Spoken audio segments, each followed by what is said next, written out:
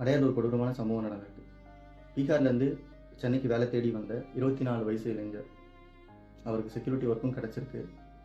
அவர் வேலைக்கு போய் ஒரு ஃபேமிலியை பார்த்துக்கிற சுச்சுவேஷனில் தான் இருந்திருக்காரு. அந்த நேரத்தில் ஒரு கொடூரமான மிருகங்கள் கூட சொல்ல மனசு வரல, ஒரு கொடூரமான பிறகுன்னு வச்சுக்கலாம்.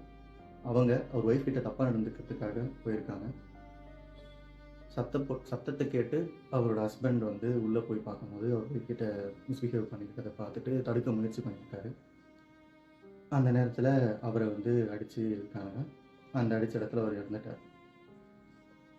அந்த குழந்தையும் சத்தம் போட்டிருக்கு. சின்ன குழந்தைன்னு கூட பார்க்காம, 2 வயசு குழந்தைன்னு கூட பார்க்காம அந்த குழந்தையும் அடித்து கொண்டிருக்காங்க.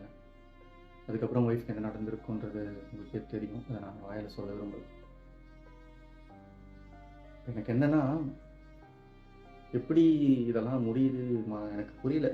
கொடூரமான விஷயத்தெல்லாம் எப்படி பண்ணுறானுங்க, என்ன மென்டாலிட்டியில் இருப்பானுங்க, என்ன யோசிக்கிறானுங்க, சுத்தமாக வந்து நினச்சி கூட பார்க்க முடியல.